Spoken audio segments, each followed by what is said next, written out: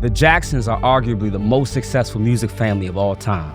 All 9 Jackson kids had solo hits on the Billboard charts, but only 2 are still a household name. And I bet you can't guess which one actually beat Michael for the #1 spot on the R&B charts. In this video, we're gonna find out just how good Michael's brothers and sisters really were.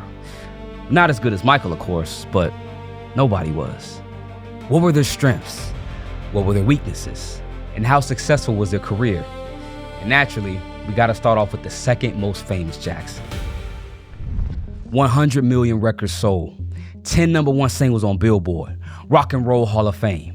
Janet is the only one who built a career you could put in the same conversation as Michael's. But here's what people don't know, or don't remember. Her first 2 albums actually flopped. Her debut album came out in 1982 when she was only 16. The album sold 250,000 copies that year, and her single Young Love peaked at 64 on the Hot 100. It wasn't bad, but with Joe Jackson as her manager, it wasn't the kind of numbers he was used to. 2 years later, she tried again. Her second album was called Dream Street, and it was produced by her brother Marlon, who we'll get to later. It peaked at 147 on the Billboard 200 and never produced a Hot 100 single. Worse than the first one. By 1985, Janet was 19 years old and her career seemed like it was over before it even started. So she made a decision that changed everything. In 1985, Janet terminated all business affairs with her family. She walked away from Joe's management and hired an A&M executive named John McClain to take over her career. And John McClain introduced her to 2 producers who, at the time, nobody had ever heard of yet. Ladies and gentlemen, Jimmy Jam and Terry Lewis. They're incredibly talented, incredibly creative. So it wasn't just taking a Minneapolis sound, but also bringing the Jimmy and Terry feel to that, and me bringing my own little thing to it. It helped to create a sound of my own. Janet, Jimmy, and Terry recorded Control in just 6 weeks. It debuted at number 84, but it climbed to #1 and it sold 250,000 copies in 1 week, which was a record for a female artist at the time.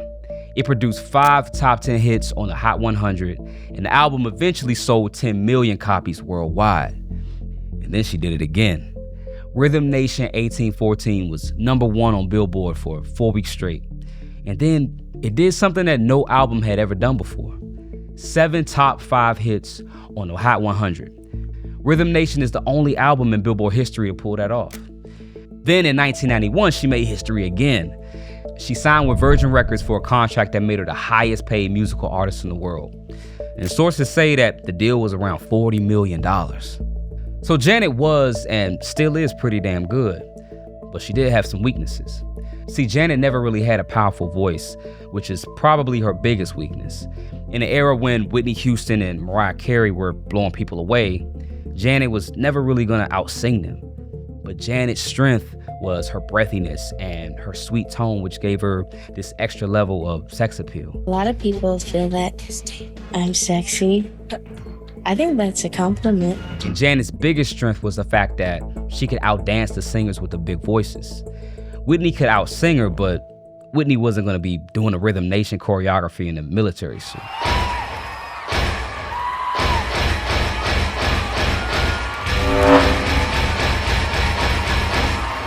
Now, Janet is the obvious one who made it to superstar status, but Jermaine is the one who a lot of people forgot came close.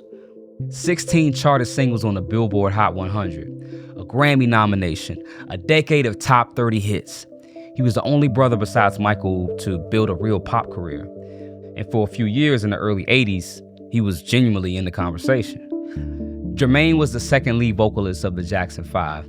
His voice wasn't as powerful as young Michael's was, but he had this warmth and richness to his voice which helped to balance out some of the songs.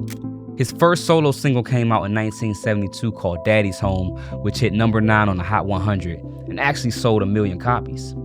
But then in 1975, the split happened. The Jackson 5 decided to leave Motown for Epic Records.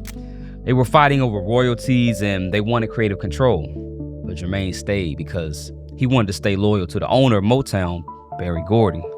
Plus, he was married to his daughter. So now Jermaine is alone at Motown with the solo deal, but the problem is, now he's got to stand on his own 2 feet. But after the split, his first 3 solo albums, they all flopped. His choice to stay was looking like the worst decision of his career. But then, Stevie Wonder called. Don't wanna believe what they telling me. In 1980, Jermaine and Stevie Wonder made a record called Let's Get Serious. The record got Jermaine a Grammy nomination for Best Male R&B Vocal Performance. But the most surprising part, for 1 year, Jermaine actually took the top spot from Michael. In 1980, on the Billboard year-end R&B chart, Let's Get Serious was number 1, and Rock With You was number 2. But it didn't stop there. Through the early 80s, Jermaine kept charting with multiple hit singles. And in 1985, he helped produce Whitney Houston's debut album. But as pop and R&B music started to change in the early 90s, Jermaine wasn't able to evolve like Michael and Janet did. In 1992, his album You Said flopped completely, and his mainstream solo career had never recovered. So Jermaine's strength was his warm and silky tone, arguably the best singer after Michael in the group. Also, he developed music production chops, and most people forget, Jermaine was a hell of a bass player.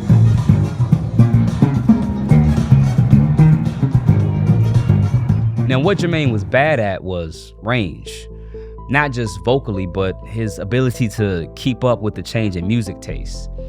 And then come to think about it, even all the way back to his decision to stay at Motown, I would say his weakness is just change in general.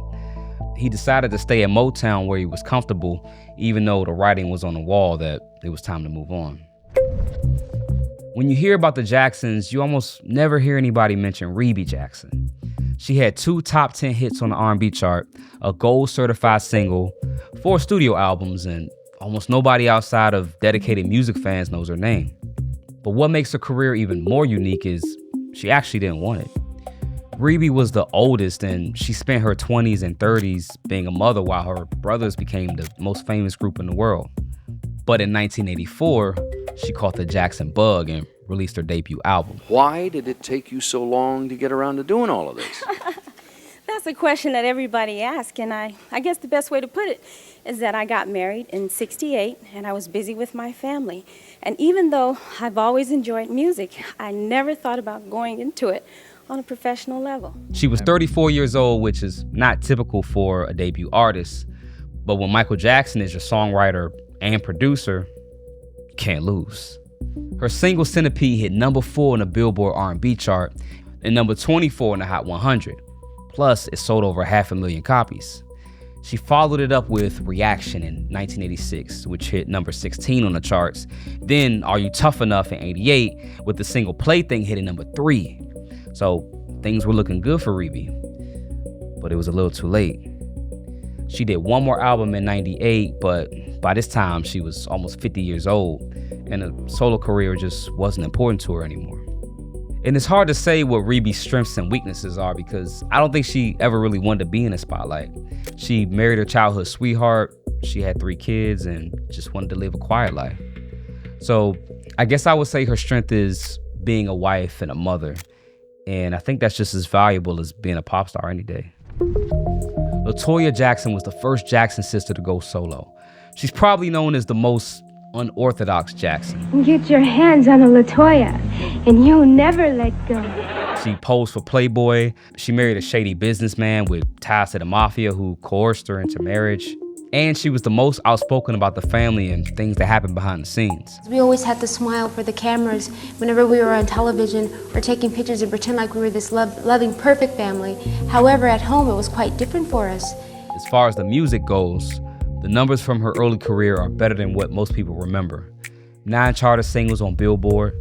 Her debut single, If You Feel the Funk, hit number 17 on the dance chart. By 1984, LaToya had a top 60 Hot 100 hit and 4 charted R&B singles, which is actually more traction than most of her brothers had at the same point in their career. She was on her way to building her own music legacy, but then she left Joe's management and everything fell apart. It should have been the same story as Janet, but LaToya didn't hire a professional manager and 2 high-level producers who played with Prince. She hired a criminal businessman named Jack Gordon, and then she married him. He literally said, I'm gonna kill you, your brother, everybody. Yes. No, not everybody. Just myself. And Michael. Michael and Jan. And I believed him. I believed him because of things that I had seen from being with him. By the mid-90s, she had filed for bankruptcy and became trapped in her marriage. Jack became abusive and obsessive and exploited her for quick money. And he forced her to do projects that she didn't really want to do. Now, luckily, LaToya finally divorced Jack in 1997, but 10 years of her career was gone. But it's not all bad because she eventually pivoted to reality TV, and she did that for most of the 2000s and the 2010s. And now she keeps busy by promoting health awareness to her fans as she focuses on her own health struggles. But now, if we're looking at it from a purely music and talent perspective, LaToya did have some hits, but she's probably the weakest singer in the whole family. But it's kind of like that saying where you shoot for the moon and you'll be amongst the stars. She's the weakest one, but in a family like that, I mean, she's still talented. People have a tendency to compare you because you come from the same family, and they expect for you to be like Michael or have the energy that he exerts out to the public. And I don't feel that that's fair because I do what I do and he does what he does well. Marlon was probably the hardest working Jackson. He wasn't a naturally gifted singer, and early on, he wasn't a good dancer either. And he struggled to keep up with his brothers. Michael was a prodigy, but Marlon had to work twice as hard just to stay in the group. That was ancient history. Then is then, and now is now. But by the time the Jackson 5 reached their peak, Marlon had become the group's main choreographer. Michael is known as one of the greatest dancers in pop music, but Marlon was the one designing a lot of the moves in the early years. And he had some nice moves himself when he went solo. Started songwriting and producing, and in 1987, he went solo with his own album, Baby Tonight, and his lead single, Don't Go, hit #2 on the Billboard R&B charts. Now, the album had a lot of hype, and he had a deal with Columbia Records, but in the end, the record only sold about 200,000 copies. And instead of following it up, Marlon just walked away from music. Now, sometimes he still tours with Jackie as the Jacksons, but his career as a solo artist, it never went past the hit single. If I had to live my life over, I will live it the same. You're endless. You see endless possibilities for you. That's for anybody in the world. It's be mine. Whatever you want to do. You see something you want to do, you can do it yourself. Now, compared to Michael and Jermaine, Marlon never really developed a high-level singing voice, but his biggest strength became his dancing. He became the third best dancer in the group, and in a family that includes Michael and Janet, it's pretty impressive.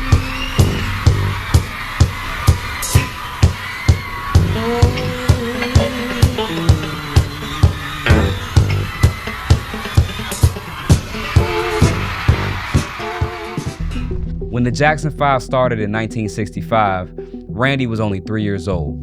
He grew up watching his older brothers on the sidelines, but the whole time he was still practicing. And by the time he was a teenager, he could play piano, percussion, bass, guitar.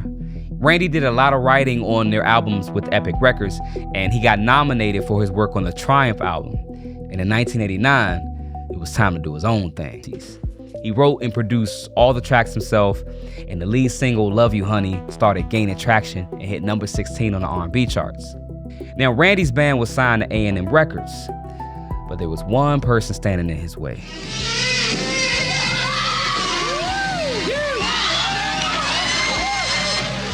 Rhythm Nation came out the same year as Randy's album, and the company was focused on Janet's rollout. On top of that, A&M Records was being sold to another company at the time, and the label was so distracted with the transition that nobody wanted to put the necessary marketing push behind Randy. The album came and went. Randy and the Gypsies, they broke up and never released another solo project. But the saddest part of Randy's story is he didn't get inducted into the Rock and Roll Hall of Fame with his brothers. Only the original 5 members were inducted. On the bright side though, Janet and Randy are really close, and Janet made him a partner in her record label, Rhythm Nation Records. But as far as his solo career, he never really had a chance. But if I had to guess, I don't think Randy really has any regrets about taking a back seat so his sister could go on and be a superstar. I belong to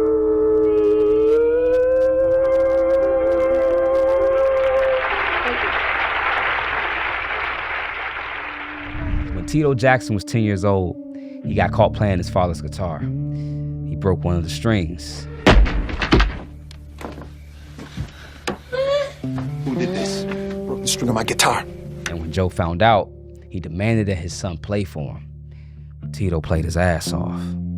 First of all, to impress his father, but he also didn't want to get a beating either. Tito said I was playing it, and he was crying at the same time, so my father said, well, show me what you know how to play this and that. And Joe was so inspired that he told Tito, Jackie, and Jermaine to form a group. Not only was the guitar Tito's strength, he eventually became a highly respected player in the blues world. For the next 40 years, Tito was in the group, on the tours, in the Rock and Roll Hall of Fame, but he didn't release a solo album. But by then, every Jackson had done at least one solo project, even Rebbie. Tito said that he wanted to focus on being a father and a husband, so he put off chasing a solo career. But one day, he was watching basketball and the commentators made some Jackson 5 jokes that pushed him over the edge. Well, listen, let's be realistic. The Miami Heat are Michael Jackson, Dwayne Wade, and a bunch of Tito Jacksons. They're not very good. Tito was probably one of the least influential of that group, would you say? But he's got the best name. Tito was in the back of the background sometimes. He won the greatest group and the greatest group of all time. Right, but it was Michael and Jermaine, then Marlon and Jackie, and then Jermaine. Tito was in the back. Jermaine, Little did they know, Tito was watching. And that's what finally got him in the studio. Tito Time came out in 2016. He was 63 years old, but the lead single Get It Baby with Big Daddy Kane hit number 20 on the adult R&B charts. The single did something else too. It was the record that completed the Guinness World Records for the whole Jackson family, the most siblings to have solo hits on the Billboard charts. In 2021, Tito released his blues album called Under Your Spell. And the feature list alone shows you how much respect Tito actually had in the industry, no matter what some retired NBA players had to say. But sadly, while he was working on his third album, Tito passed away in 2024 from heart complications. He was the last Jackson to go solo, but without Tito, we may have never known about the Jacksons at all. His solo career was short, but he was a great father and a damn good guitar player. Jackie Jackson was the athlete of the family. He really wanted to be a basketball player, so music was just a backup plan. But with Joe Jackson calling the shots, music was the only plan. Jackie had the lightest natural voice of the brothers and took on the falsetto notes. And he was a really good songwriter. He co-wrote Can You Feel It? He wrote Torture on the Victory album. He had songwriting credits on all the albums with Epic Records. But one thing he didn't have was much of a solo career. Jackie released his first solo album in '73 on Motown, but it never charted. And he wouldn't release another record for 16 years. In 1989, he put out his album Be The One, and the single Stay did hit number 39 on the R&B charts, but he never got the same attention as his brothers or his sisters. And the main thing holding Jackie back was the same thing that was his strength, but it only worked in the confines of the Jackson 5.